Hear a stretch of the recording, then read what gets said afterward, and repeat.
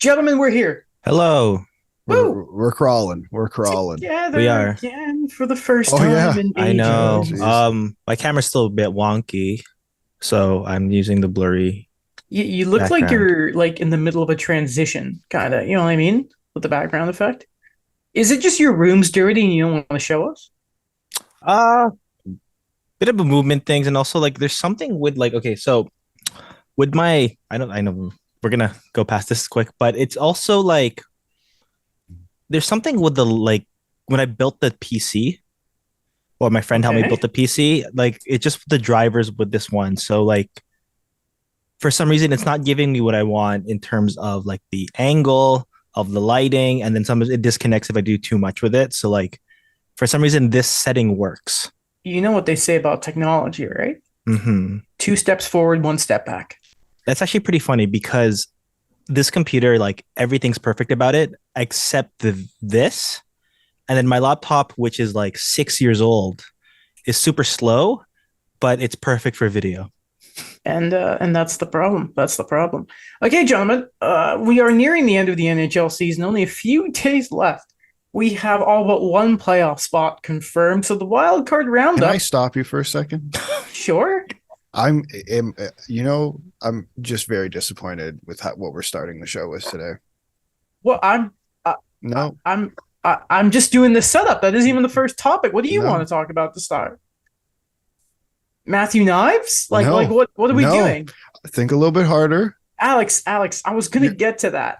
Okay. We have to you just complete iceberg. Yeah, I don't feel bad. I don't feel Okay, bad. we're gonna get to No, that. I don't Don't feel worry. bad. Jesus Christ, We're man. gonna get to Yeah. it right now. Oh, the wild. So here's what's on docket for the show today. Thank you, Nothing. Alex. No Is the problem. wild card roundup? A lot of milestones around the league.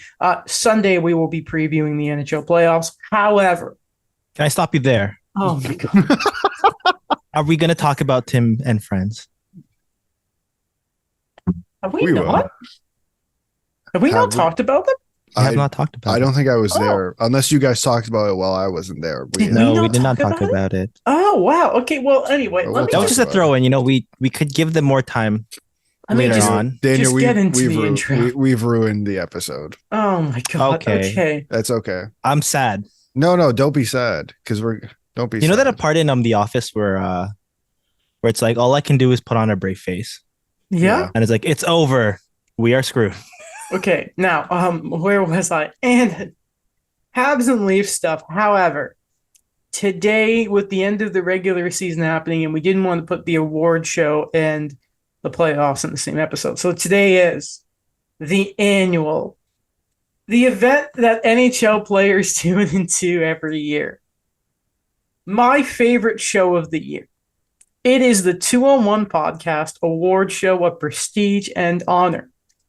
Later on, these are the awards that we will be presenting.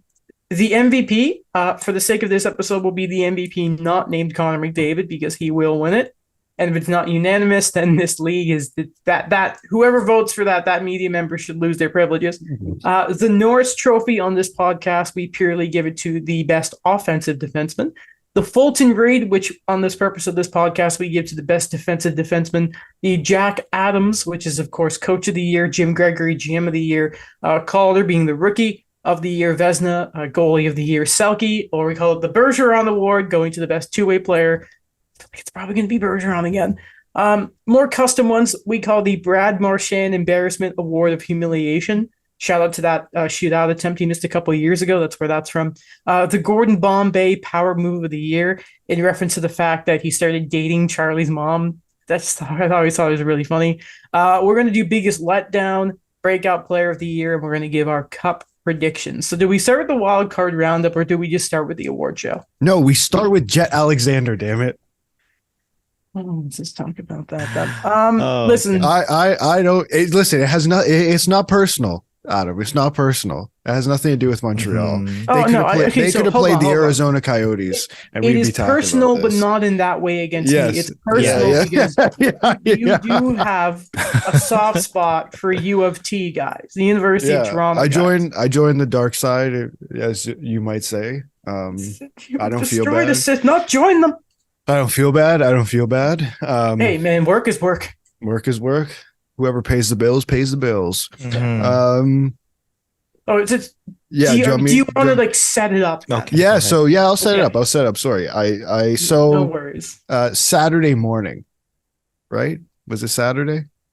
Saturday morning, the Montreal Canadiens versus Toronto Maple Leafs. The game was not in the morning though. But it was just I'm setting it up. That's How does it happening feel? at How does it feel, eh? No, it feels great. Keep interrupting yeah. me. Keep interrupting me. Great. And obviously we know Matt Murray's not playing. We know Ilya Samsonov's around, but they can't. They don't want to call up Joe Wall because they need to sign Matthew Nyes. So they sign a backup goalie on an amateur tryout deal. And do they not sign the University of Toronto Varsity Blues starting goalie Jed Alexander? Are you kidding me? I apologize for the noise in the background because my dryer's just going off, but have they not had him around for things before? He's been at practices. He also was an e-bug for Colorado a couple of years ago. Oh, okay. Yeah. Funny that. And listen, the game itself was unremarkable for the Montreal Canadiens. But the big thing there is at the end of the game, I think it was a minute, 3 seconds left around there. 70 seconds. 70, you have everything. That's what I, no, man. Listen, oh boy. It's not like I remember. Everyone put it on Twitter. I was made well aware he played 70 seconds. So he comes into the game, technically on HockeyDB. He has played an NHL game, doesn't get the win technically, because apparently the rule is you have to be the goalie on the ice for the game-winning goal, which I did not know was the thing. Yeah. But technically finishes with, or if he, who knows if he ever plays again, maybe unlikely, but finishes with a 1.0 save percentage. Did he? I thought he didn't make a save. No, he didn't make it. He didn't get a shot. Yeah. Oh, he didn't even get one? No. Hold on. We gotta double check this. And is his save percentage technically zero? I would imagine. Oh. I thought I saw on DB that he. Hold on. This Chris is Weidman couldn't even get a shot off. What a ridiculous! We're getting to that. I know. So, no. So technically, I question his team effort there. Yeah. So do I. He does not technically have. You're right. No saves, but his save percentage is 1.0. It's a perfect save percentage. Oh, okay. Vesna right there. Yes, Vesna. That's per HockeyDB. I agree, Daniel. So, should he get the Calder? Listen, okay, Christophilus. Devin Levi. Okay. Devin Levi goes 7-1. Should we get Calder? No. Shouldn't get Calder.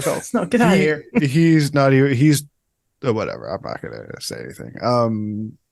Listen, man. I mean, listen. He got crapped on a little bit, even though Edmonton did this in the middle of the season probably meaningless in a more meaningful game. Too. Yeah, relatively. Sure, it was the middle of the season. Chris Weidman didn't like it, which was funny because it's Chris Weidman. Man, hey, man. I'm sure his Uber's rides are great. Let's get into it. He wasn't happy with it, and he said they'll get what's coming to them in a few weeks. But I don't care because it's Chris Weidman, man. Like, what do you want me to say? So I'll give my thing on you're happy for him. I'll give the Habs fan point of view here, right? Listen, in the moment, was I a little upset? Of course, because that my team is getting humiliated 100%. By their biggest rivals and that. But once I cooled down, I was like, this is cool. Like, I'm happy for Jed Alexander. That's really, really awesome, right? I get Chris. Sir, go ahead. No, I was just gonna say, like, it was literally Chris Weidman and like 5 Toronto reporters who were pissed off about this. Yeah. Like, I didn't see any other Hab. No, Matheson was happy about it. I didn't see a single other person be even like.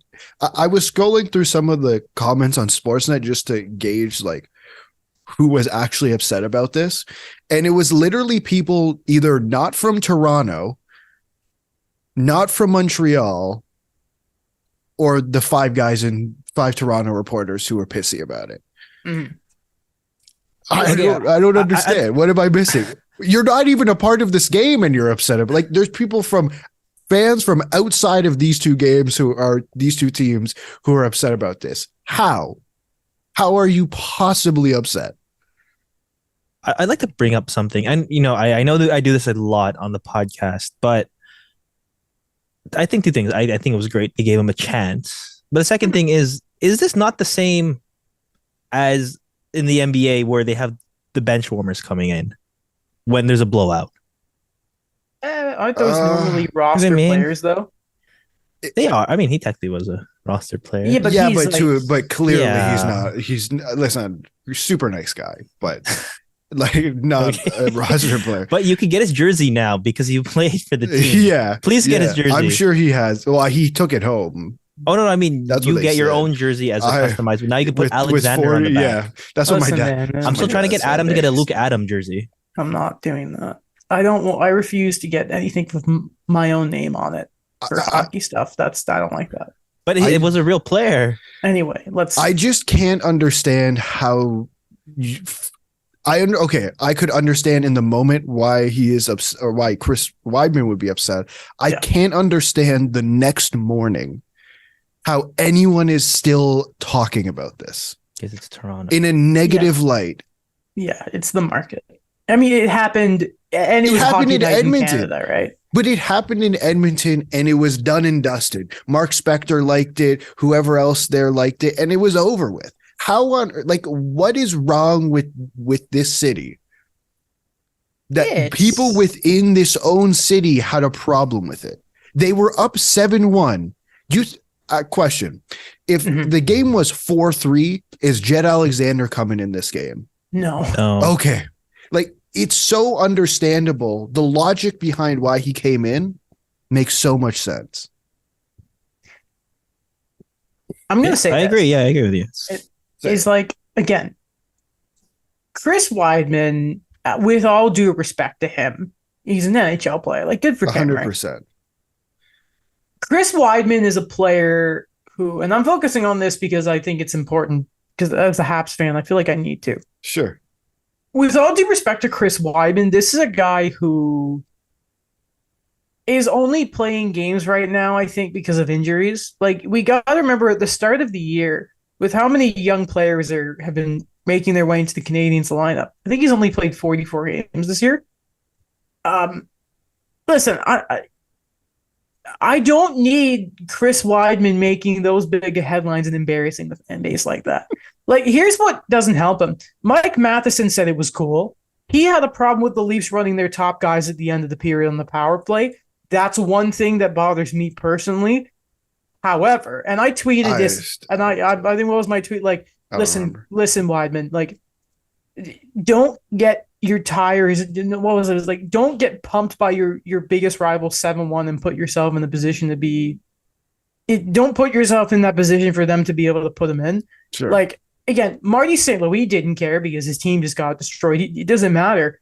Dude, you just didn't. I just didn't think it was necessary to point it out like that. Like, man, we're fighting the Coyotes for fifth last right now. That's the point we're at, and you're gonna bring attention on a team like that. You didn't need to do that. And the bigger picture of it, it's simply, I don't remember what day of the week exactly the Edmonton thing happened. Again, it's just a different beast when it happens between two markets like Montreal and Toronto, Hockey Night in Canada. It just means more. I'm not saying Edmonton's not a big market, obviously. It's just that the stars aligned where you knew there was going to be some sort of conflict about it. Like, it was written in the stars. No, I'm sure. I just think the conflict about it was dumb. Oh, it was. Oh, 100%. At the end of the day, like Jed Alexander. I don't know if he's. I'm assuming he probably grew up a Leafs fan. That's what he said. He did? Okay, there you go. He got to play a game as a Leaf. He'll have the jersey. He'll have the memory. He's probably got a puck. Good for him. That's the most important thing here. Yeah, and I think, like, I mean, everyone's been talking about it like the last 72 hours. These are games 80, 79, 80, and 81. I'm telling you, for this team, no one cares. Enough. Stop. Dude, tomorrow, or when do the Leafs play? Yeah, tomorrow, they could play Eric Shalgren for all I care.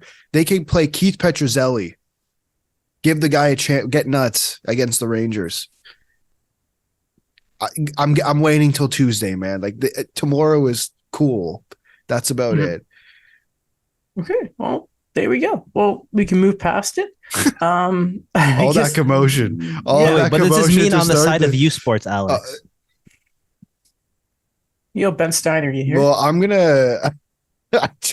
I can't believe I tweeted at Adam and it worked. Oh, I so was funny. so It was so excited. funny. Okay, I thought The I was best- funny on the Instagram, and then Alex, like, well, you really went for Well, There are people that were going to think Alex was super serious, not realizing that we've been friends and have been doing a podcast together for 8 years. only one person. Yeah, no, Well, what I did they almost say? said- Well, they also thought I was serious, so I Oh, didn't okay, even okay. explain It's myself. just a bit of sarcasm between Yeah. friends. Yeah. Mhm. Yeah, They should be like voice I got memos way you too- put on a tweet, you know, to Yeah, show the yeah. tone. Anyways, Anyways, let's move on. We had to start the show with it. I said I would. I mean, man, there we go. you know what's funny? Okay. You know how we realized we haven't been all three of us at the same time? What? We went through like 5 different topics, but we were going to start before we actually started. Yep. Yeah, That's well, great. There you go. Yep.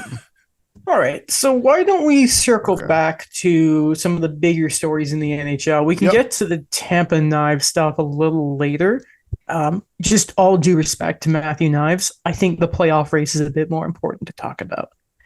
And some milestones because we have a new win and points record. Yeah, by a True. team. But Like, that's- congrats, Matthew Knights, on the assist. I was we're gonna get. Oh, sorry. That's Okay. where I said we'd circle back. Business Okay, we'll talk. circle back. Circle back. I'll come back to you. What? Double check. Yeah, 2 cent. There we go. So I went for the hexagon back.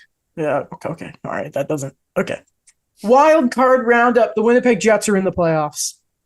They It was did it. looking a little steamy after they lost to Calgary, but then the Flames just flamed. Fun fact: I'm pretty sure Winnipeg have only lost 1 game since they lost to the Sharks. That famous game when it was looking very, very bad, and Bowness was like, no one's trying." They lost. Well, Wait, didn't they lose an OT to Nashville? Did they? Because I lost points that David Connor held. How about this then? no. This was One like regulation loss. okay. And I could be even wrong about that. However, what I'm trying to say is they went on a Yeah. heater. They did it, and they've made the playoffs. I wanted to, before we get to Calgary, because they are obviously one of the big stories around here, I want to give a shout out to Nashville for a second. I hit my mic, sorry. I did not realize this, but leading up, these were some of the injuries that the Preds have been dealing with. And I think Roman Yossi in this list is still hurt. And I know that because in fantasy, it feels like he hasn't played in a month. Injured are guys like Mark Boriecki, Philip Forsberg, Ryan Johansson, Alex Carrier, UC Harrison, that was wrong, Yossi Lozon, and Matt Duchene. These are what some of their lines have looked like. Obviously, UC Saros, the starting goaltender, has been dragging them all the way. He couldn't quite get it there, but no one's going to blame UC Saros. Their defense core, there are 2 names I have never heard of. Obviously, McDonough and Fabro, we know who they are. Tyson Barrie, who I forgot was a Pred. Calfoot's in there. And then the other 2, Spencer Stastny and Jake Livingston. Livingston? The forward core. This is the team that has been going on an absolute tear and was scaring. Let me just, before I go this. Tomasino, good player. Cody Glass, great story. Zach Sanford is in Nashville. Kiefer Sherwood, Thomas Novak, Luke. I know I've been trying to pronounce his name, and apparently he's Wick and has had a great year. But Luke, please help me. Evangelista. Yes, that's kind of like the state Boston is in. There were just some words I cannot pronounce. I remember but you perfected Kovacevic. I remember when you kept Kovacevic. saying it loudly. Kovacevic. When you hear the announcer say Kovacevic a lot. Anyway, yeah. Jakob Trenin, Colton Sissons, Rasmus Asplund, Igor Afanasyev, Mark Jankowski, and Michael McCarron is the lineup that Habs legend. Yes. Habs legend. Will Baldwin got to see him play like twice in a month. It's stunning. However, you cannot give the same amount of credit to the Calgary Flames. Okay. Listen, I have not seen this much hoopla about a shootout attempt since Gretzky didn't take one in the Olympics a couple years ago. A couple decades ago. What year was that, Dave? 1998. A couple decades ago. 1998. That was the year before I was born. Yeah, I was just Let's starting just my family. Yeah. So, in a win or die game, it didn't matter because Winnipeg have already made it. But The dagger that eliminated the Calgary Flames going to a shootout, and to hopefully try and ice the game, you had Tyler Toffoli as an option, who has been sensational as a Calgary Flame. And instead of that, Daryl Sutter sends out who, Alex? Say it, Leafs Nick. legend. Leafs legend, Nick Ritchie. Because Nick apparently Noted sniper. he scored on Saros like 2 years ago. Not the best player on your team this season. Huberdeau scored in his attempt earlier, but that was the decision. How close of a fireable offense is that? I mean, I really. I mean, How close? that was the cherry on top. Like, Listen, I'm a pretty emotional and reactive person. I would probably fire him. you know what that screams to me, and I don't mean to make it about the Leafs, but when you hear the example, I think you'll find it funny. Mike Babcock's last playoff run with the Leafs. In the last 2 minutes of the game, Patrick Marleau was on the ice. 40-year-old Patrick Marleau. Perspective. Fireable offense. I think sometimes I don't know if it's the coach trying to send a message. I don't know if it's just pure galaxy braining. Something is how do we describe the shootout? The skills competition it is. I don't understand it. I think especially because Tyler Toffoli, that's a Daryl Sutter guy. They won titles together. I know a lot of people have been giving Jacob Markstrom crap, and I mean he does shoulder some of this blame. Mm-hmm. The amount of 1-goal losses they had, I think as of right now they have the second most out of regulation losses ever. Yeah. 19, I believe. There are issues. I think they were at 17. I think the record's 18. I could be 18, wrong okay. about that, but we're around the same sort of Yeah. ballpark here. There has to be some blame sort of at every part of this roster right now. There has to be some blame to the coach. I will still die by the hill that this season is not on Brad Treliving. And by the way, Pierre LeBrun saying that he is on an expiring deal right now. Mm-hmm. But I don't know if this is finally the offseason where Calgary do major surgery. I know you can say that about last year. But, I mean, that was sort of, is this the time when they start realizing we're not a competitive team? I don't know what the future holds for this team, and if Daryl Sutter does get fired, what happens with Brad Treliving. But, I mean, I spoiler alert for the award show, this may be my most disappointing year. Again, I had them winning the division. Right. So just to add some context to what a brutal season they've had. There are two big additions up front. Jonathan Huberdeau, Kadri. Jonathan Huberdeau has 15 goals and 55 points. Hold on before you keep going. How many goals? Sorry? 15. That is one more than Raphael Harvey-Pinard. Right. Nazem Kadri, 24 goals and 55 points in 81 games. These are both players who were coming off career years. I'm not blaming them. I'm not blaming for the Treliving for the moves that he made, but so like I'm not. I don't want. Obviously, I think I don't want to put all the blame on him, but I think if you're walking in this season with you knowing he's the coach, that you knowing Daryl Sutter's the coach.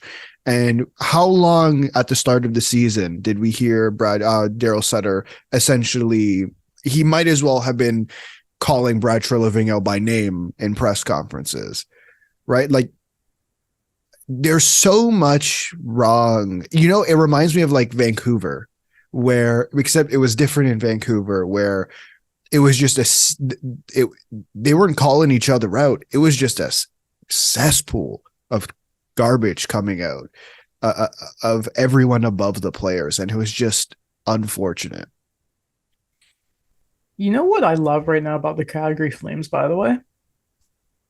I just want to quickly get something up here. Again, I don't want to harp on Markstrom too much here, but Jacob Markstrom is in what, year 2 of a 5-year deal, $6 million AAV. Mhm. That man is going to be making $6 million and he's going to lose his job in year 3 of the contract to Wolf, Yeah. which is very sad.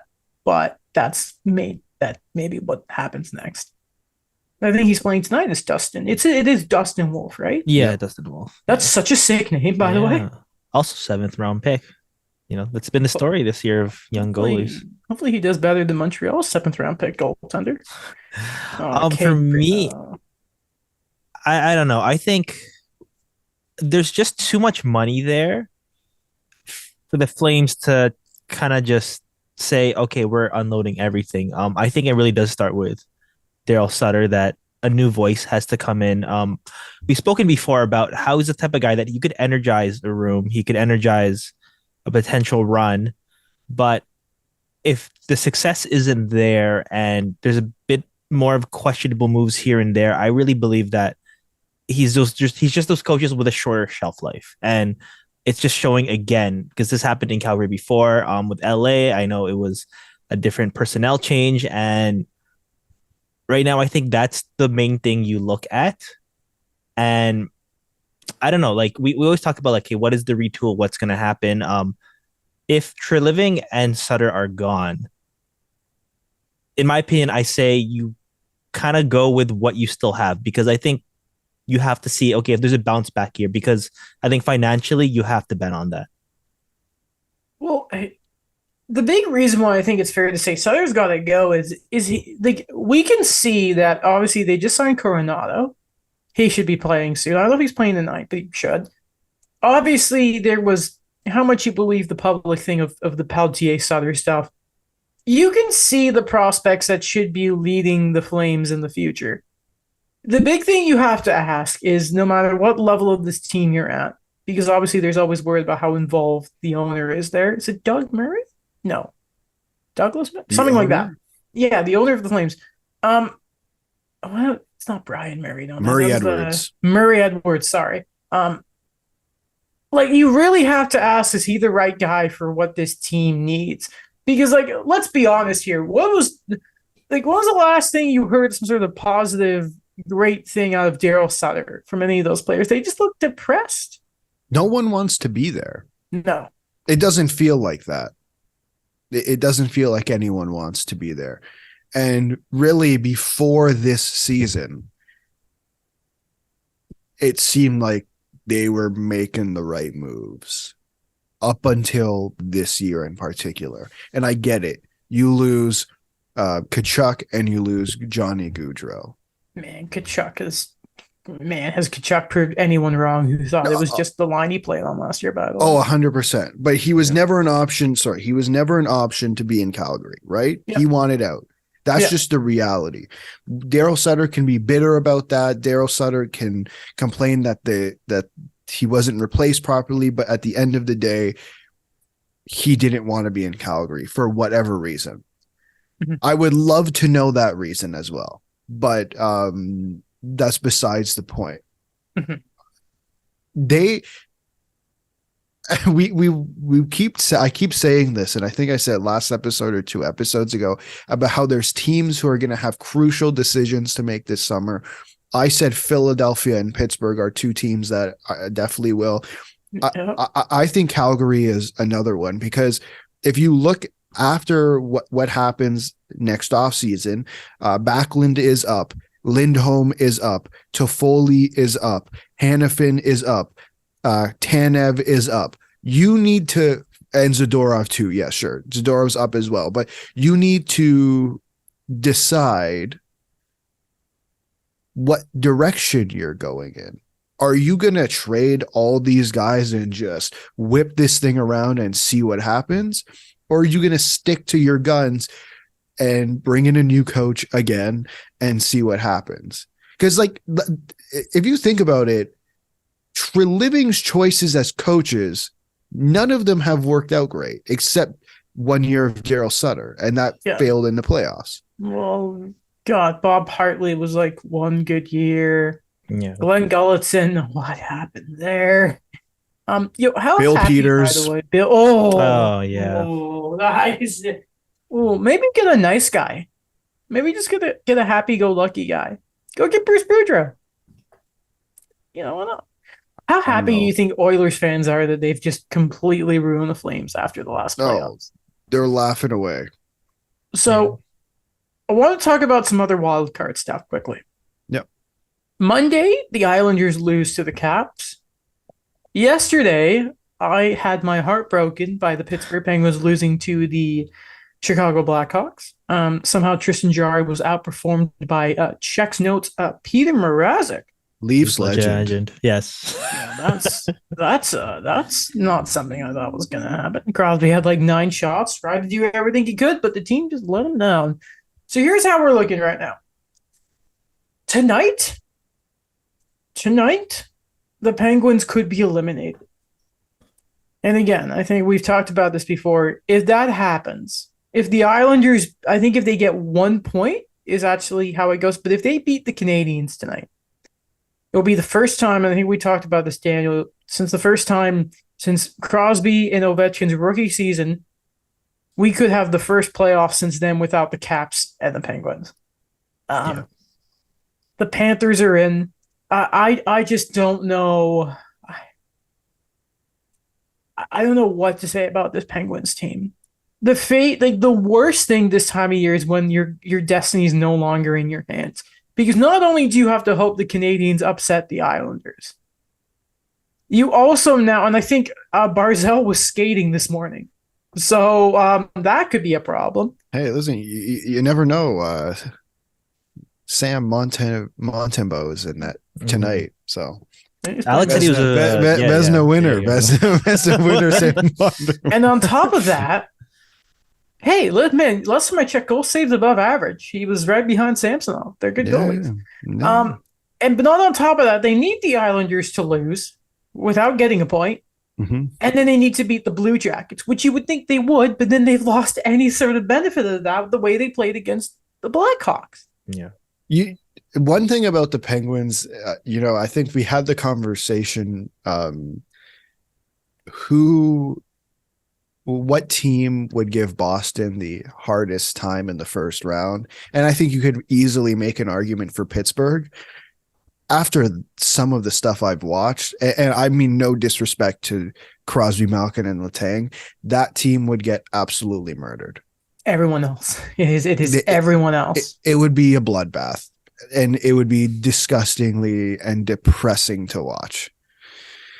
We talked about this in the offseason about what was going to happen. We saw all of those extensions. We saw this, I guess, enthusiasm of, okay, let's run it back. Let's see what we can do. And then we have some cap problems, but we could try some things on the fly. It's just those things on the fly did not work or make much sense, in my opinion. They didn't go for quality. They went for quantity with the moves they did. I know they were able to move money around, but for me, it's funny. It's because we always talk about the Penguins needing to, get a bit more change, get more out of the supporting cast of guys. It's just, to me, it's just like they just shuffled chairs around or just got progressively worse in certain situations, like trading John Marino, trading Michael Matheson. Sorry to interrupt you. Yeah. I saw Jay Fresh and Penguins fans being like, yo, the moment Chicago blocked out, they stacked their blue line and the Penguins didn't have any speed. It looked great because that guy skates like the wind. I'm sorry, I had to. That's sorry. okay. I mean, they also did Teddy Booger. He was one of their best penalty killers and a great skater. They also traded him for cap space to get Michael Granlund. Oh, I did Granlund. Oh, that one was such a they did I feel like every move they made backfired on them, to be honest. Like even going back to the summer. Like, I get it. Listen. Yeah. Mike Matheson was not good on the Penguins. It's just a fact. It was just a fact. He might be good on the Canadiens, but the fact of the matter is he was not good on the Penguins. And what they decided to do was move Mike Matheson and John Marino to bring in Jeff Petrie. And that's about it. And Ty Smith, right, Daniel? Yeah, he's not playing. And he's not playing. They did nothing on the back end. They didn't touch their goaltending. They ran with a guy who's injury ridden in Tristan Jarry and Casey DeSmith. They didn't address that. And then what else? Man, John Marino, that move, I don't think has been talked about enough of how disastrous it was. Yeah. Like just disastrous. Dumbfounded a little bit. Like it's depressing how every single move just did not work. We can't forget about. Sorry, Adam. No, we can't forget about Dmitry Kulikov. Just what a nothing move. Like here's the worst part too. You could predict those moves weren't gonna work. No one in their right mind looked at the Granlund deal and thought, do you know what? That's going to help. That's going to get you in the postseason. No one thought that. John Marino, at the time, everyone knew that was a bad deal. Matheson, Petrie, wash, whatever. But again, it goes back to John Marino. Malkin, it's not resigning Malkin's the problem. Guy's been great this year. Crosby, 91 points this year, and he'll never be the problem. Jeff Carter's extension looks disastrous. Oh, it is bad there, man. It is bad. Imagine being able to move Kapanen for you waived him. Yeah. So you got away with him being claimed, and again you got Granlund. Granlund, yeah. Granlund. One thing I'll point out that they did really well though was they managed to get rid of Brock McGinn's cap hit. Oh, bring in Granlund. Daniel, I thought you were going to say they managed to keep their first round pick, and I was going to be like, I agree with you. That's the best thing they've done. Longer. When they traded for Kasperi Kapanen. Would you like Josh Anderson? He would help. Oh my god. No, well, I mean, guys, JT Miller's going to be a Penguin, so can't wait. I can't wait. Okay, let's talk about some big milestones. Then we can do the awards, then the Habs and Leafs other stuff. Okay. Connor McDavid the other day hit 150 points on the year. Only Wayne Gretzky, Steve Yzerman, Phil Esposito, and Bernie Nichols have done it before him. The GOAT, nasty. Sidney Crosby, becomes the 6th fastest player to ever hit 1,500 points. Did that on Saturday. Again, only 15 players have ever done that. The past and the future of this league both hitting some pretty big milestones, boys. Can I just say I love seeing the fastest to whatever graphic, because it's like it has all these reasonable times to get there, and then it's just Wayne Gretzky at the top with just this ridiculous number. It's like he did it in 500 games. It's like what's funny about the 150 thing is you could also put here's Wayne Gretzky with 200 point seasons. Yeah. Here's Wayne Gretzky doing that 10 times. Seeing Bernie Nichols was pretty funny too. It's he was good. Yeah. Just strange. I would like to also point out the other milestone that I think you guys brought attention to. Give me a hint because I'm purposely waiting to do some other ones. Okay. Congrats to Austin Matthews hitting 40 goals for the season. Yep. That was also on the graphic. Yeah. Oh, okay. All right.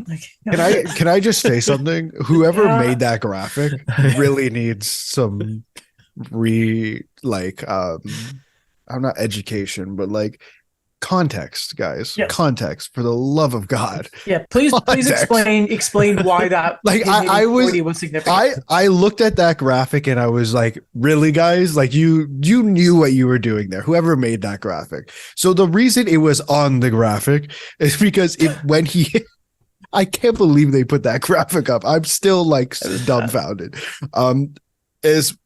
When he hit 40 goals, he became he had the most consecutive 40 goal seasons in Leafs history.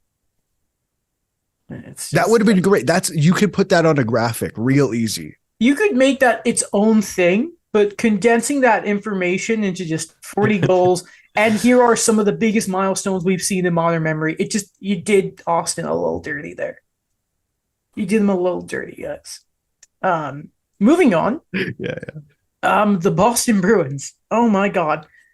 They are right now at 64 wins, which we know is obviously a record now. They're going to be going for 65 tomorrow in their last game of the season versus the Canadians. I will be at the game. Oh wow.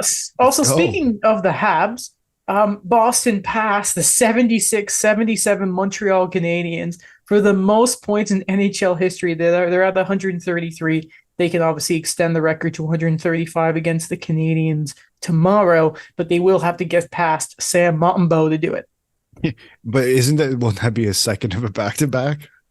Yes, it will be. Why? Can I ask why he's playing the second of a back-to-back? So Jake Allen is just is the Habs special. We don't know what exactly is wrong with him, but he's injured. But And Peyton, the Rocket right now are on a really, really tight thing to make the playoffs. That's why Harvey Pinard and them all got set down. So they don't want to mess with Primo, I'd say. So that's why. And there's no one else. So Mambo is being stuck on a stake and saying, I'm sorry, dude, but you really have to.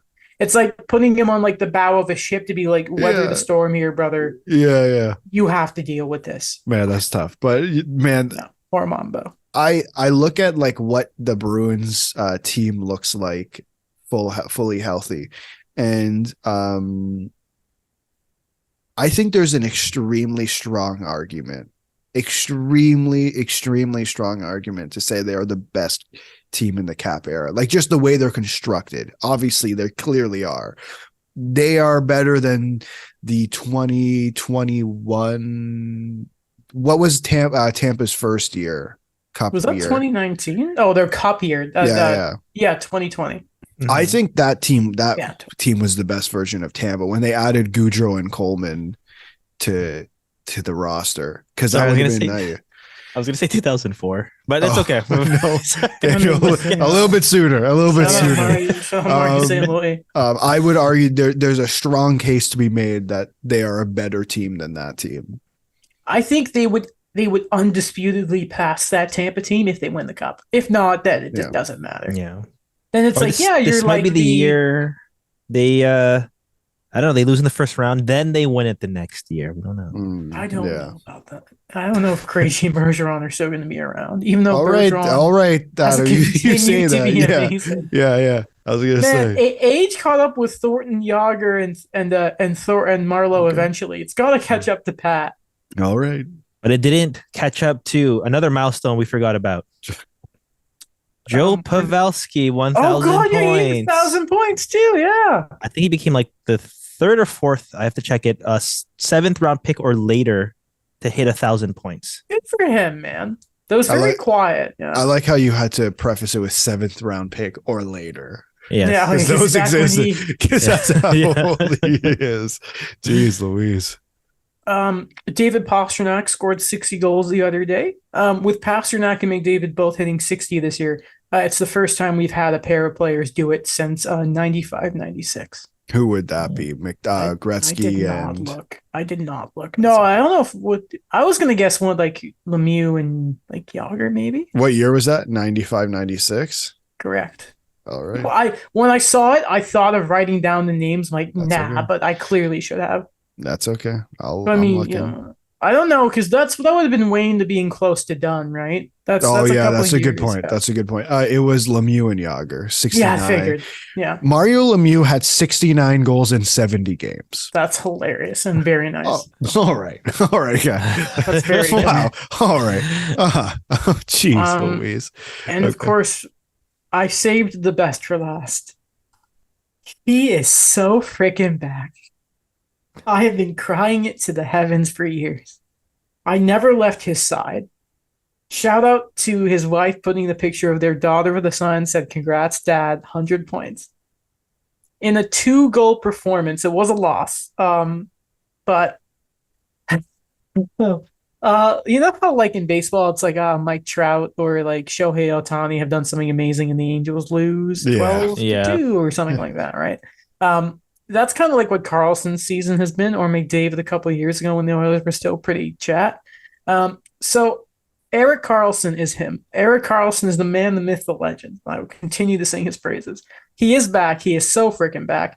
One of 6 defensemen in the history of the National Hockey League to hit 100 points. The first to do it since 91-92, Brian Leetch. Erik Karlsson has freaking done it. Kneel Wow. down, everyone. Through all the injuries, he's done it. Yes. He's back. There we You go. you Legend. foresaw this 2-3 years ago, I believe, Adam. I've never left his side. He's never left it. Yes. I've always okay. been there for him. I've always been his biggest fan. Eric Through the Carlson, thick and man. through the thin. Yes. I may get a Sharks Carlson jersey. Wow. Okay. I'm honestly thinking about it You should do it. because he's just Okay. the man. You should do God, it. I love him. What's your next jersey, Alex? I don't know. I haven't thought about it.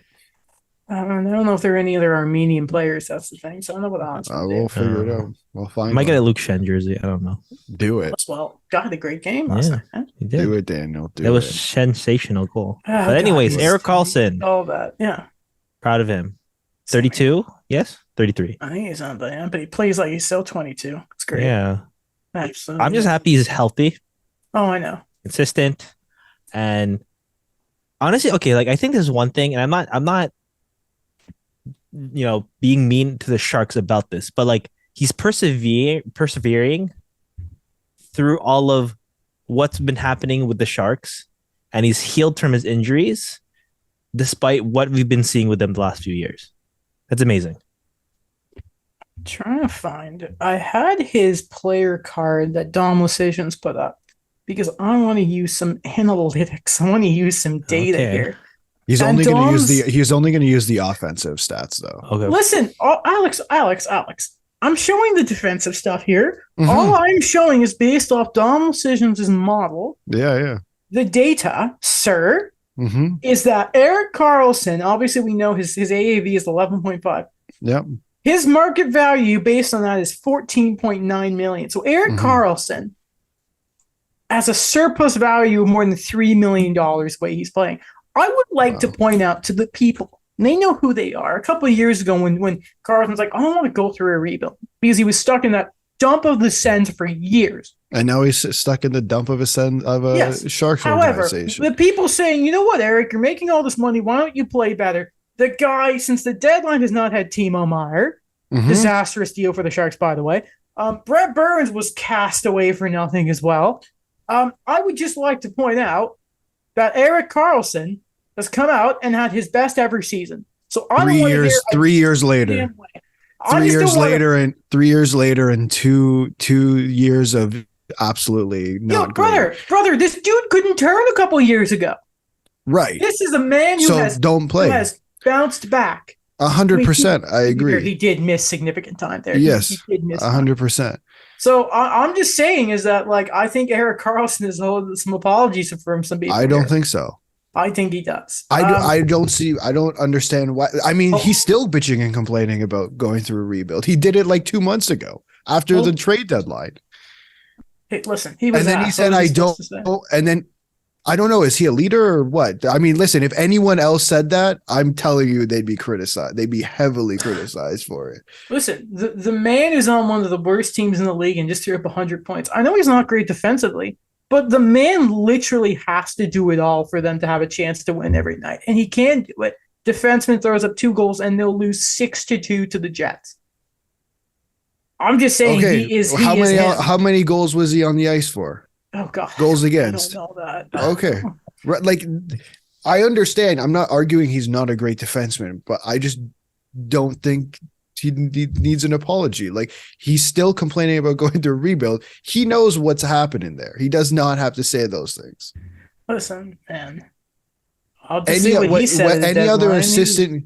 What did he say? At the He was deadline? never asked to waive the no move clause. I don't think Mike Greer's doing enough. It's not like Mike Greer has done such a great job, and I'm filled doing with faith enough about the Sharks. for what?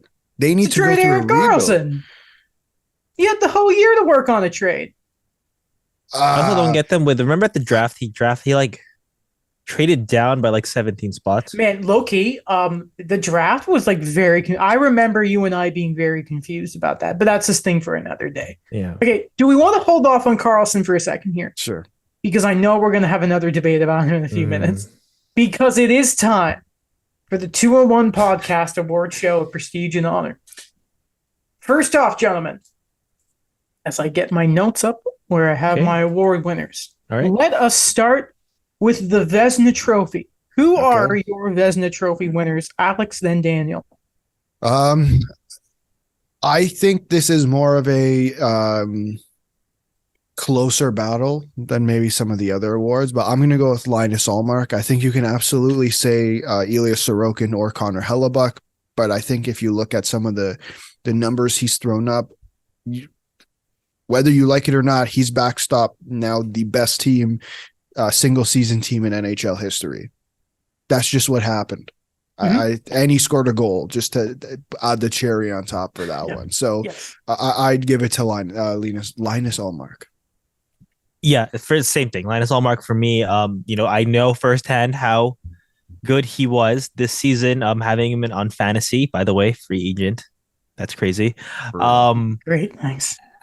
And I think that he just had that stability throughout the season. Having someone like Jeremy Swayman to back him up has been excellent, and it just been, like Alex said, it's been historical for him. And I think for me, that was a clear cut pick. So, with all due respect to Linus Ullmark, my Vezina Trophy winner. Now goalies, I will always go above and beyond to look at their advanced numbers. This goalie not only has a higher wins above expected, but also a goal saved above expected of more than 5 goals. My Vezina Trophy winner. Also, he played 63 games compared to the 49 of Linus Ullmark. My Vezina Trophy winner is UC Saros. Man, I feel I look at a team that isn't scoring a lot, and the goalie is just doing everything he can to keep him in it. And I'm like, man, I see a bit of Carey Price in UC Saros. But yeah, listen, I think you could go again, like you guys sort of said, Sorokin and Hellebuck, and you could go with either of them. Hallmark, whatever. We've been spoiled with the top end of goaltenders this year. Also, if you look at the advanced numbers, Jeremy Swayman's been up there too. So to have both those, and Philip Gustafsson, if we look at goals saved above average, is 7th. Ottawa, hello. How are you? Georgiev is 9th, by the way. And 10th, if you're curious, Samsonov. So, shout out to the Vezina Trophy winner. Yeah. Let's go to the Selkie for best two-way player. Or forward, really. I think this one might be an easy one, guys. Okay, on 3. 1, 2, 3. Patrice Bergeron. Okay, we're all okay. All right, fair enough. Okay, yeah, he's pretty good. He's Pat. He's Pat. We love to see Pat. Okay, the Rookie of the Year, the Calder Trophy winner will go Daniel Alex. Okay, I'm gonna stick with what I've been saying already with Linus Ullmark, and that's been historical of the season and what he's been able to do. I'm gonna go with Logan Thompson. Oh, it goes with the goaltender. I think the story there kind of shows why he should be Rookie of the Year. Not only was he one of the top full first year guys, but he was a main cog in the Golden Knights. We really didn't know what was going to happen with Robert Leonard out, and he's just performed so well for them. Again, we brought it earlier in the episode, but the U Sports story there, I think that for me, just the way he's been able to go from there to being a starter, I know it's based on a very unique situation that went there, but for me, he's just that guy that he had this season. And when I looked at the forwards, I was not underwhelmed, but I'm just saying that like there's just wasn't another guy that really stood out the way Thompson did for me. Yeah. Alex? Me? Man, so I've been saying Matty Beniers all year. I'm going to change my answer. I'm going to get so much stick for this, but I'm going to say Stuart Skinner. Oh my God. That's a good one. Yeah. Even though I wouldn't put him in the All-Star. I remember doing the All-Star selection with Alex and having to sell him a bridge about trying to get Stuart Skinner in the All-Star game. Listen, like not that Edmonton's goaltending has been particularly great, especially to start the season. He has been the bright goaltender there. And I think if you look at what Edmonton has been doing since the All-Star break, they've just been on a tear. So, and he's been a part of that. And so I'm going to go with Stuart Skinner. I will be the boring one here, and I will say Matty Beniers. I was with Logan Thompson earlier in the year, but I had to stick to my guns about the age thing, even though goalies are kind of weird. I will say it really feels like Rookie of the Year got really quiet in the back half of the year. I don't know if that's just me, but it went real quiet. Well, Um, Logan Thompson was injured, right? There was that point where he was yeah, injured. Matty Beniers definitely slowed down, and he and was then hurt. he was hurt, and then Stuart Skinner was kind of overshadowed by Matthias Ekholm joining the Yeah, Oilers. and he wasn't even the starter at the start of the year because Yeah, they were that trying to make too. Campbell work. Mm-hmm. So it's just like a big thing with Beniers for me was he was playing good minutes, productive minutes, difficult minutes. Yep. But again, it's if there's a year where a goaltender could surprise, it could honestly be this year. Or who knows what Devin Levi does next season. But I yeah. don't know. He might win it this year. No, he's not. Okay, the Jim Gregory for GM of the year.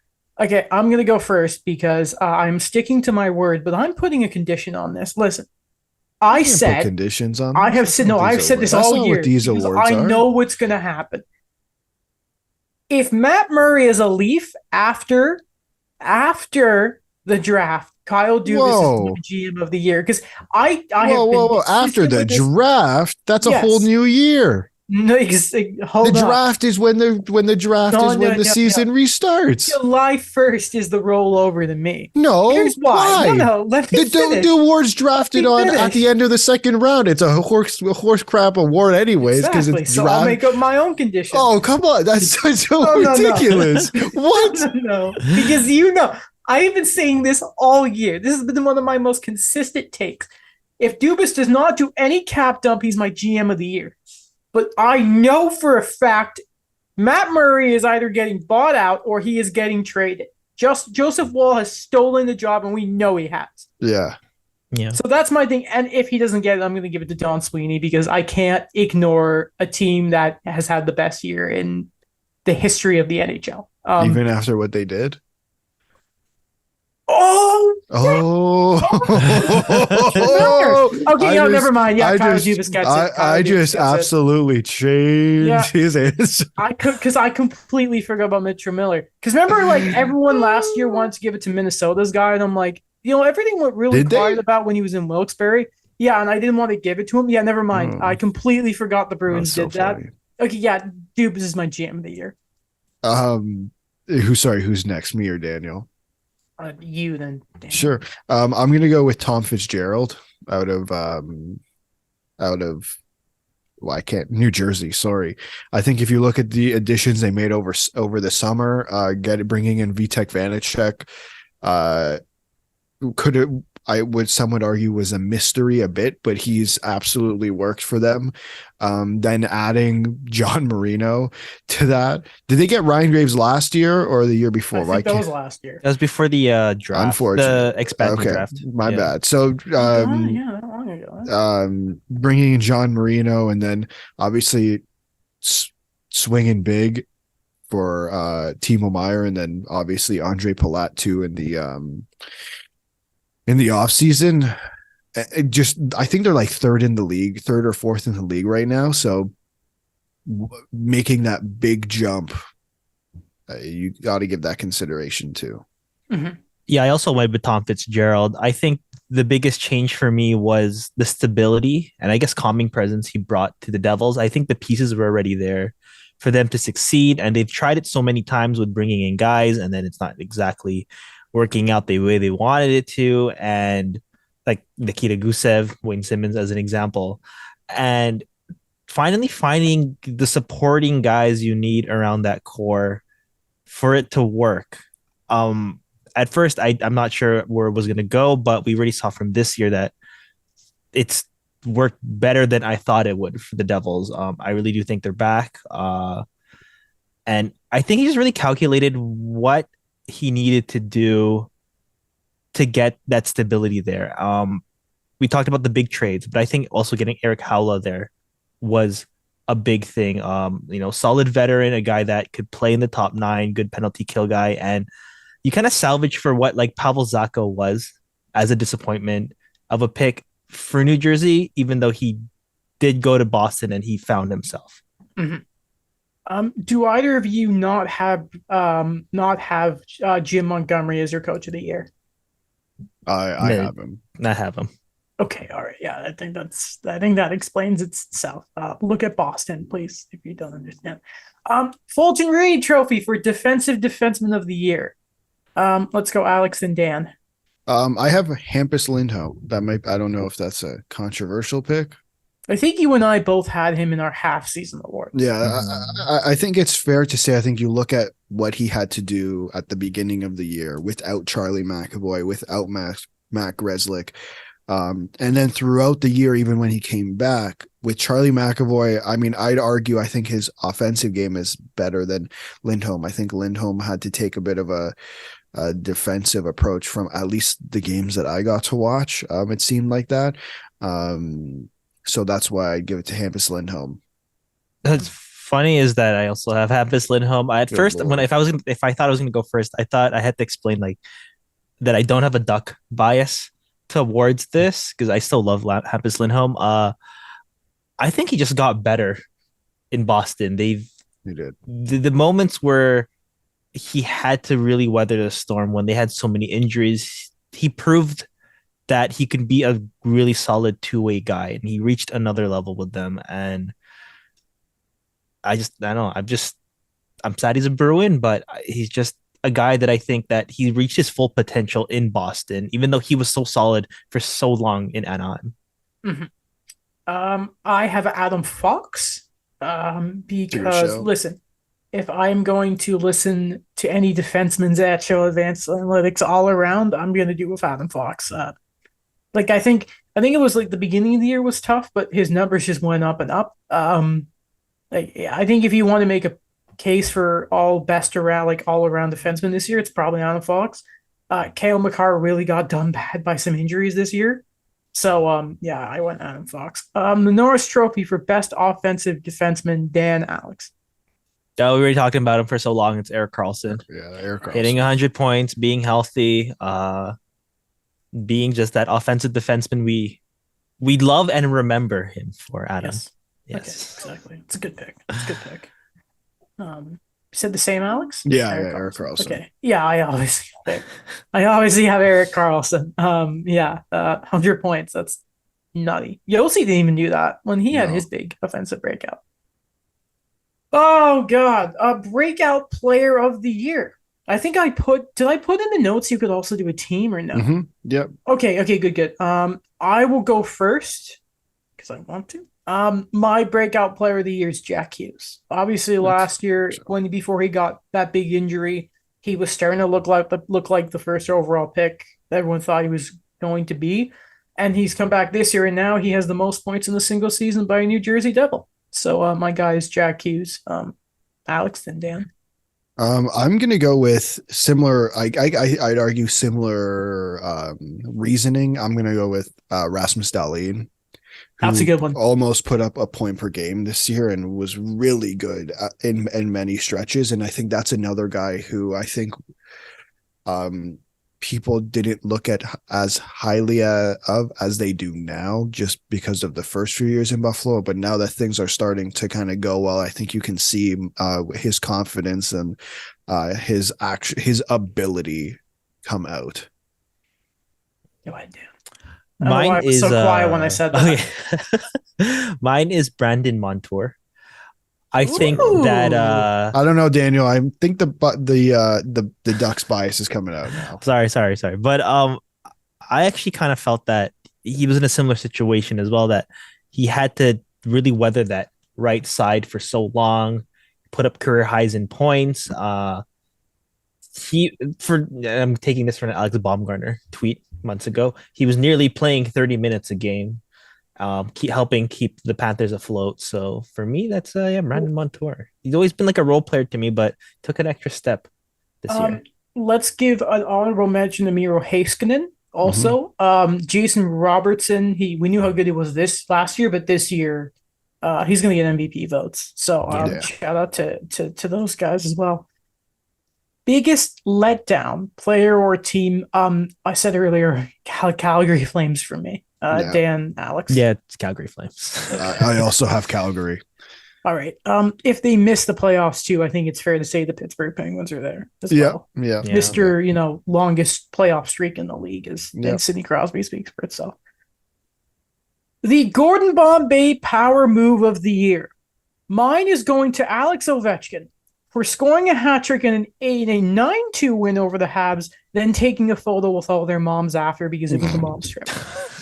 Yeah. Never forget. I have been pretty sitting on ballsy. that for months. That's pretty ballsy.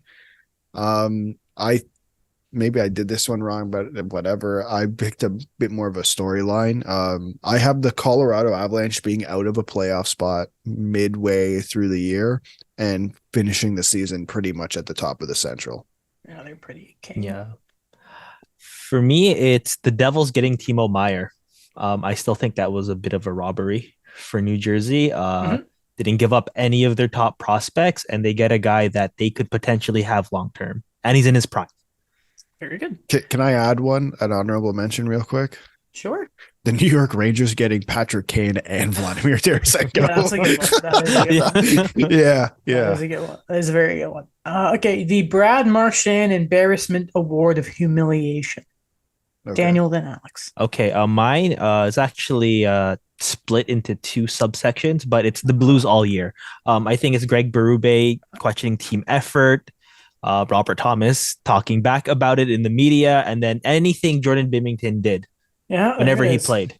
Yeah, that's a good one. Go ahead, Alex. I might get some shtick for this one again, but I don't feel bad. I have two quotes. One from September 7th, 2021. The quote reads, "The rebuild is done." Oh, God. April 30th. Wait. April 30th, 2022. This general manager signs his contract extension and says the rebuild is done. That'd be Mr. Pierre Will Dorian. qualify Alex DeBrincat off the Ottawa Senators and Pierre Dorian. You know what makes me laugh? Okay, so this is a baseball. Sorry, just like we're gonna go back to, but this is just a baseball random fact thing. So remember, Bryce Harper, right? Yes. So when he signed long term in Philly, and then he had his introductory press conference. So you know how he played for the Nationals initially? Yeah. Sure. The first thing he said was, "I'm here to bring a title to Washington." And then When he was in Philadelphia. Didn't Washington literally win the year after? Yeah, they won the year after. So listen, I want to be clear. I really like Ottawa's team, but it's just funny he keeps saying it. It's just funny how. Mine goes to the entire charade that was the firing of Bruce Boudreau in Vancouver. Oh yeah. I can't get that enough. And I have a secondary one that is the entire meltdown of Jordan Binnington versus the Wild in that one game, and Ryan Hartman absolutely stealing his lunch money and calling the fact he was going to get a goddamn penalty and he got thrown out. Honorable mention also to the refs who did not let him in Fleury fight, by the way. Yes. Yeah, that was pretty bad. Those were pretty embarrassing. Let's be honest here. Okay. The MVP not named Connor McDavid because he will be the MVP. Alex. I'm gonna go with David Pastrnak. I think 60 goals. I think starting the season without Brad Marchand, at multiple times throughout the year, I think he hasn't played on that first line too, and to still hit 60 goals, and I think he's really been, to me, the offensive engine of that team. And there's been no slowing down, and he's really, in terms of goals, obviously not points, but I think he's really keeping up with McDavid in terms of his goal scoring this year. So I'm going to go with David Pastrnak. For me, yeah, if it's not Connor McDavid, it's Jason Robertson. Again, it's not a bias thing. It's just how he's performed this year. The way he's been elevating the stars we always talked about before, how they had great defense, but how are they going to do anything without really any, like what we said, quote unquote, top prospects before, but like everyone, I'd even say Wyatt Johnson is a guy as an example who's really broken out. Jason just, I don't know.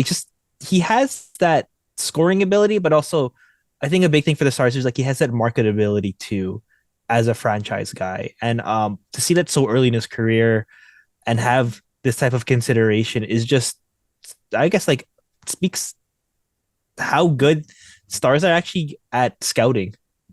Like we never think about that, but they actually are amazing with scouting. They don't always get a top pick, but they're really good. Well, they were crap. Yeah, they had Heiskanen. Yeah. From that draft, didn't they get Ottinger, Robertson, and Heiskanen? Yeah. That was all in the same draft. Yeah, all same draft. That's pretty good. All right. My MVP, not named Connor McDavid, is not the 60-goal pasta monster. The deity that is Jason Robertson. It is Eric goddamn Carlson. That's all the cup. I'm picking up defense and throwing it out the damn window, baby. Eric Carlson. Woo! I need an explanation more than the 100 points. There's got to be something else. He threw up 100 points, man. That's all I got. That's it. He's a favorite player of mine who threw up 100 points. I'm gonna not give him the MVP. Forget defense. I don't care. Full bias is being shown here. I do not care. That's unbelievable. Like, McDavid's gonna win it. You guys have legitimately good can. Like, Pasternak is probably the second one, but I do not care. I just do not care. Okay. Eric Carlson, baby. Fine. Oh God, I love him. Okay, the Cup champs. Who do you guys have? Daniel and Alex. I already went. Okay. Go. I'm gonna say it's the Toronto Maple Leafs. Jesus. I think it's their season. All right, guys. All right, Daniel, listen. Oh my God. Maybe it's nostalgia or something. But were you alive in '67? No, there's something about this team. Okay, so a few things first. Kyle Dubas's contract is expiring. They went all in with the roster. They have a solid core already. This has 2015 Blue Jays vibes. I know they didn't win it that year, but at least I have this feeling of they're going to capture the heart of the city. I believe. Okay. Oh my God. Alex, who do you have? That might just be the Cup? That just might be the clip. That just might be the clip for the episode for the lulz at this point. I have the Boston Bruins. Okay. I don't know if I need to explain myself. Yeah, I also have the Boston Bruins. Daniel, you came way just absolute left field on that one. I love it. But that's a little much. Yeah. I don't know what to say, man. I don't know what to say. Not a surprise that Lane Hudson will be returning to Boston for his second year in the NCAA. Short King, go win a Hobie Baker. Can I ask a question? Sure. Because I was thinking about this. Obviously, it makes sense for him to go back to Boston. But what's like the expectation for the team next year? Not Boston, Montreal. For Montreal? Yeah. How would Kent Hughes answer this? We have to number one priority is development. I think that's what he would say, hoping the young players. But they're not a bottom five team next year. I want them to be. But on paper, they're not a bottom five team. No. Man, I have no idea. Like, standings wise, it's a good question because, like, Caulfield for a full year, Doc hopefully a full year, all those defensemen a year older. You would expect they'd have a step forward, but a step forward in the East doesn't really mean much. You know what I mean? Standing wise, I don't know where they would go, but I would just at least hope that it is a step towards watchability and again development. Like, I still would think it's just that's what the priority is. Like Slavkovsky, for example, need some games. Yeah. You need some development. Besides that, I just don't. I think you're still a bottom 10 team, probably. That's too outrageous. You know what you should tweet out? You should tweet out that the Montreal Canadiens are closer than no. Well, it's about, you say the Montreal Canadiens are closer than people expect, and then just tag the Ottawa Senators. The rebuild is over. But that's all that's what I would say. Then it makes sense. Then it makes sense to me to have them stay another year. Before we go, I just want one more NCAA shout out. Congrats to Jackson Lacombe for signing with the Ducks. Oh, I was worried there. Thank you for that, Dan. Yes. We can't talk about another NCAA guy. Hobie Baker finalist Matthew Knives has finally signed with the Toronto Maple Leafs. What did you make of his first game, Alex? He obviously got a point. I saw a lot of clips of, his forechecking and sort of not being. It seems like a very. But tell me more about Lane Hudson growing an inch. I'm trying to be serious. I'm trying to be like what I'm trying to get to is he looked I'm just being fearless in that game, sarcastic. and again, that Tampa game is a good sign. No, it was a good game, and I think this is my opinion. I don't think he's an automatic fit in game one. And I think I've been pretty consistent with he does not have a guaranteed spot in game one of the playoffs. He doesn't. Yeah, he's played one NHL game. Yeah. Right. No, but I mean generally for the last couple months, I'm of the belief he's just not guaranteed a spot. And I think the last night against Tampa, against a fully dressed Tampa team, playing with O'Reilly and Nylander, he looked good. And he's going to be a fine NHL player. It's hard to take stuff from one game, or I think he's played two. That was his second game. Really hard to take stuff from two games, especially for them not be. What was the first game that I completely missed? Florida. Sorry, Florida the night before. He played Huh. Yeah. That's awkward. I'm embarrassed. No, it's okay. No, it doesn't. It's okay. They're both absolutely meaningless games. So just as a comparison, because we had this also with Nicholas Abruzzese, what are the expectations for Nyes I think versus the him? expectations for Nyes is much higher than it was for Abruzzese. I just think he's already a better player than Abruzzese. I think that's to me that's obvious. I think he's the first honestly, yeah, depending on if someone gets injured, and someone will get injured, depending on who that is, I would argue he's the first guy to draw in. This might be a bit of a hotter take, but if it's someone on the fourth line who gets injured, I'm calling Wayne Simmons up real quick.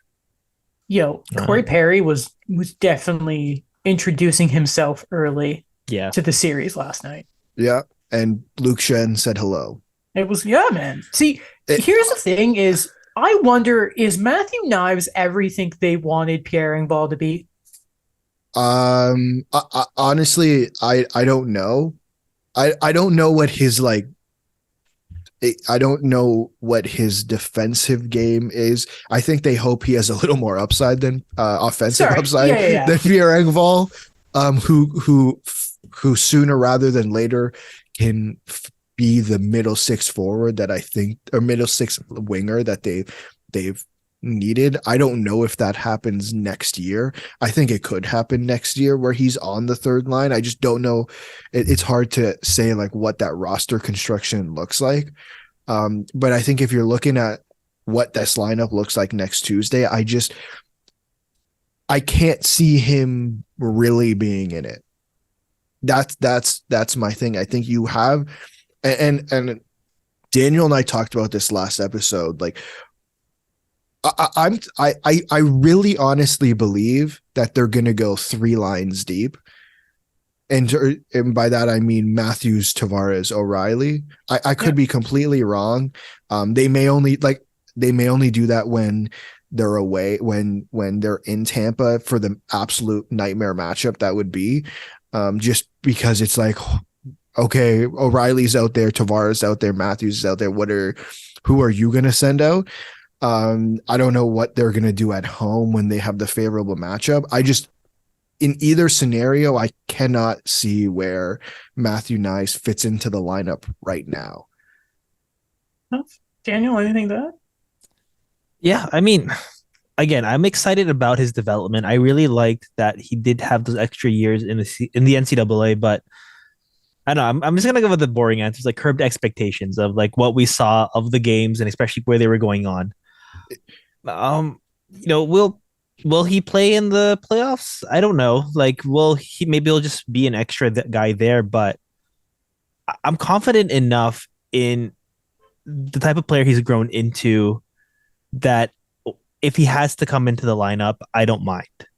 So I like his overall game. I like what he's developed into. It's just I don't know. It's always this odd thing with like the NCAA guys because like to get them under contract, you have to play them to burn that first year. And okay, so like this might be a hot take as well, but like maybe it goes the Matt Boldy take where he gets these games sprinkled in here, and then maybe you just see how the roster is going to be the next season or the season after, and then let loose on him, let him play the bigger minutes. Well, again, depending on the roster construction next year, there is a possibility he has the opportunity to take top minutes. Like if there's one thing that Dubas has done multiple times over his tenure is because of the way the team is constructed, he has to sign quote unquote the bargain bin type guys or the middling guy, like the 2 to 3 million type range, like he did with Yarncrook, and that worked. Like he did with Richie, that didn't work. Like he did with Bunting, that's worked so far. That you have more opportunity to do it because no one is solidified in either of those spots. If you're not playing well, I think they've been quite open to change, or Keefe has been open to change in terms of moving who is the left wingers on those two lines. I would imagine he's been told in some regards, ignoring the playoffs because, no offense, development doesn't mean crap in the playoffs, right? Right. Yep. Yeah. Because NCAA guys, a lot of them base their decisions on whether to sign or not based on what's available position-wise, right? Sure. Not a lot of them always have the loyalty. I'm not saying all NCAA guys aren't loyal. Like, I don't think recently a Hab has been drafted and not gone there, but it has happened. Adam Fox. Yeah, even the guy, I never remember his name, that Buffalo traded. Hearsay? That guy, because he knew Devin Levi had the net, right? Portillo. Eric Portillo, yeah. Yes, why did I think? Okay, anyway, but I wouldn't be surprised at least if Knives has some sort of verbal understanding about there is a certain slot in the lineup next year that is his to lose. I doubt Dude is the kind of guy to say you've got anything ready for you for free, and that's never the thing you'd say to a player. But I at least think the dude has a spot ready for him that is his to lose next year. And like 100%. Playoffs, and that's a reality. And playoffs, like, man, I could see him getting into the game, no problem. Sure, like, let's not just think of this. Guys come in and out when you make playoff runs all the time. 100%. Guys get hurt in that. And especially in a physical series like Tampa, not to mention the entire bloodbath of the East, like, man, a lot of the guys could get in. So 100%. I could see him getting in some games. I just can't see it being game one. Yeah, no, game one is, I think you go in with that's like the game you plan for. You start well, you know what you have. 100%. Game one, you need to know, you go up against that series. The most important one this team has had, maybe in our lifetime, is this going to be game one? 100%. You go with what you know works. And if I took anything from that game last night, from a team, from the Leafs perspective, is Luke Shen is game one. I said it the day he was traded here, but he's playing game one. He's playing game two. He's playing game three. He's playing game 4, 5, 6, and 7. Man, tell me, no one can watch what he did last night and tell me otherwise. No, he's playing. The Leafs are ready. Like they are ready for that series to start. I don't know if Tampa are. I'm not. I am not trying to crap on them like other people are. I don't think I've seen the Leafs this ready and dial in for maybe ever. That's a really interesting point, and I continue to try to shy away from that. Well, because I get that. It's just I was hyping up in my mind that game last night for weeks, and the team that showed up and surprised me was Toronto. Like Tampa, man, I get the playoffs are when they're gonna wake up. the playoffs are in less than a week, and you're not. And I that's don't see it. Sometimes it takes a little while to get. It's not always your alarm goes off and you're ready to go. Sometimes you got to snooze a bit. And I'm just wondering if Tampa are going to be late getting the bus in the morning. No, that's a good point because Cooper last night or yesterday, sorry, before the game had some interesting quotes. Like just the fact that he played everything's good, right? They know who they're playing. They don't really they can't get home ice. Like everything's set for them, and he's still playing full team, Vasilevsky, full roster, like everyone who's going to play game one. And so I saw some people questioning that. And the reality is I think you're spot on. Like, listen, I think if you look, especially last year where someone told Friedman that they thought the Tampa Bay Lightning looked tired, which was okay, argue they had a back half, little bit of a slump. But remember, by the end of the season, they were up and running. They were good to go game one. And they're like 3-7-0 in their last 10. And I know that's a crappy stat to look at. But some of those losses were not pretty. They were some ugly, ugly losses, right? So listen, anything can change. And I'm of the belief that when you have the best goalie in Andrei Vasilevsky, when you have one of the best defensemen of the decade in Victor Hedman, and a core of up front of Kucherov, Stamkos, Point, Sorelli, like that stuff can turn on at any time. So I'm not going to sit here and say the Leafs have it, but I'll say from a hockey standpoint, I am very excited to watch 7 games of this. It's going to be amazing hockey. It's going to be great stuff. Yeah. That's going to be everything for us today. We will be previewing the playoffs on Sunday. So is Tuesday the start of the playoffs officially? Monday is, but CJ said that Leafs start on Tuesday, hence why I said Tuesday while we were talking. Interesting. Okay. Well, they need to get them on the first Saturday of the playoffs.